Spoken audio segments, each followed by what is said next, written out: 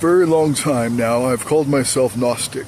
I'm a seeker of spiritual knowledge, which is basically what Gnosticism translates into.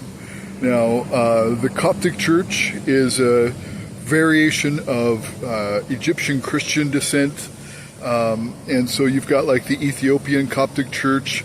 A lot of this is also from the first fall of Jerusalem, when Babylon conquered Jerusalem, and a lot of priests and high priests and royalty essentially left Israel and went down south into Africa.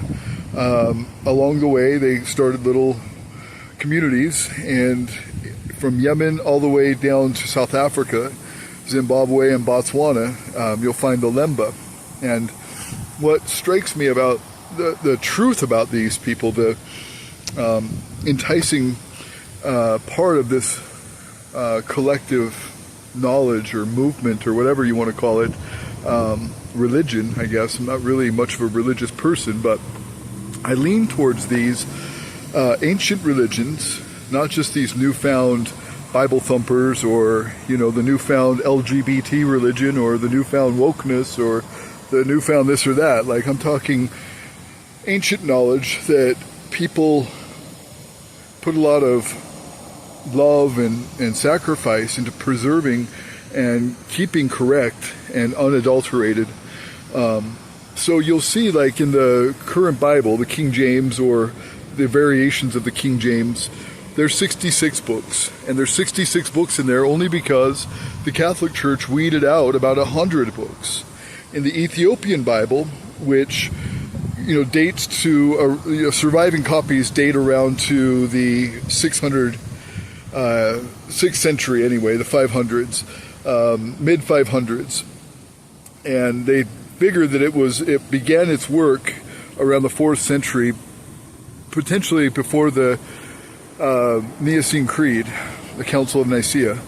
But it has the Book of Jubilees, the Book of Enoch, a bunch of others that you'll find in the Apocrypha, the 14 that the Catholics removed in the 1600s. I like that the Gnostics preserve their knowledge. This is one thing that I lean towards when it comes to my faith in Christ, which I've had since I was roughly 19 years old, is that, they found all of these books. They extracted manuscripts on parchment paper in, hides, animal hides, out of a cave near Cairo in a town called Nag Hammadi, And these two boys in 1946, apparently they were throwing rocks into the cave. And correct me if I'm wrong on the story, but this is the story I've heard. That they were throwing rocks into the cave and it busted one of the pots. And all of these parchments came out, all of these scrolls came out. And they brought them back to their mother, and their mother didn't know what they were, so she started using them for kindling until eventually an antiques dealer discovered the collection and bought them. And I guess they were returned to the world in 1946. They had been buried since Jesus' time, and maybe around a century after. So these manuscripts all predate the Catholic Church's manuscripts. They're corrupted, bastardized manuscripts that they have. So I'm very much in favor of Gnosticism, and so because I don't like to sit on the fence, if I was to choose a religion, and there's no way I could attend one here, there's not one around probably for thousands of miles, but I would probably go to a Rasta church. I would, at least while I'm in the islands, I learn from Rasta elders. I've always tried to communicate with people and have discussions with willing people, and so in the islands especially, people are so friendly. Now, you're a white person, a cracker, whatever you want to be called, whatever they want to call you, whatever your slanderous nickname might be in those areas of the world. But and everybody kind of whispers those things, like in every culture, But if you're cool, if you're chill, if you're relaxed, if you're friendly, like I get a lot of interesting conversations going in the islands, and I love listening to the Rasta elders. So in St. Thomas, there was a lot there. And they would sell fruit on the side of the road. They'd go harvest in uninhabited places, and they would take the fruit and sell it. And I bought fruit a few times and sat and talked with them and had great conversations. I enjoyed it very much. It seemed like they did as well. I like their knowledge. I listen to Buju Banton. I'll stream his stuff. I'll find interviews of him and I'll put it on my page. Marcus Garvey as well. Marcus Garvey is one of my favorites.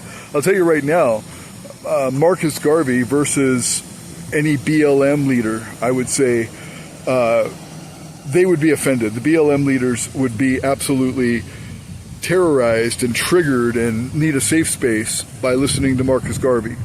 He didn't mince words. He was very blunt. And I've always kind of been that way myself. I really enjoy him for that reason. So my pen name that I write books and music under is Rich Garvey Banton.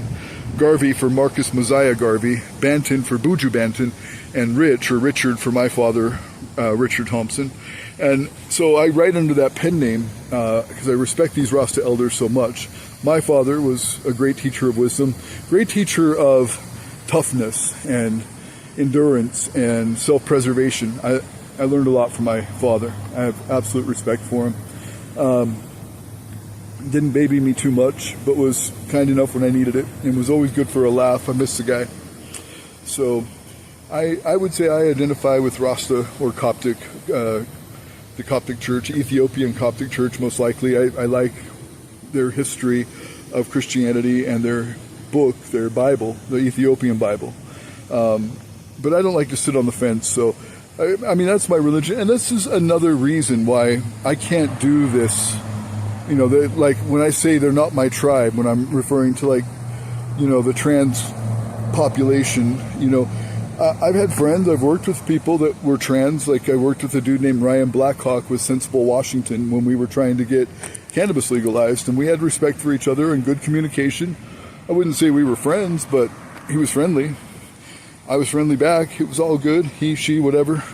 But I'm just like, it is against my faith. It is. And I do believe Elon Musk when he says the world is in a crisis over population collapse. We're losing population significantly. And it's causing more adults in diapers than children, than babies.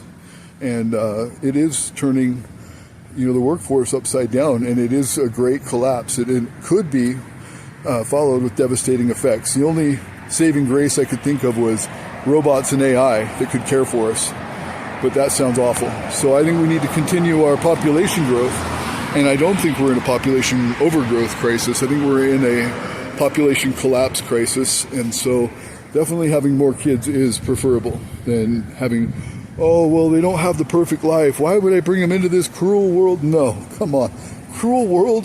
This is the world we live in. We live in paradise compared to areas of the world that are not as luxurious, not as, you know, easy to survive, not as comfortable in every way. I mean, geez, we have it good. I'm tired of hearing people about, they're so poor. Why would you bring them into this poverty? Why would we bring them into this? This is not poverty. I've been in other parts of the world. Our worst poverty here doesn't even compare to poverty in Mexico. I've seen really bad poverty. Come on now. Anyway, so I think we're not in a population crisis as far as overgrowth. I think it's undergrowth. So I'm with Elon Musk on ending the woke mind virus. It really is changing directions in population, and it's going to cause a major catastrophic collapse. This is Ryan trying to broadcast on disruptarian.com. You can see links in the description, and please like and share. I'm actually getting some momentum on these channels, so I appreciate any support. Thanks.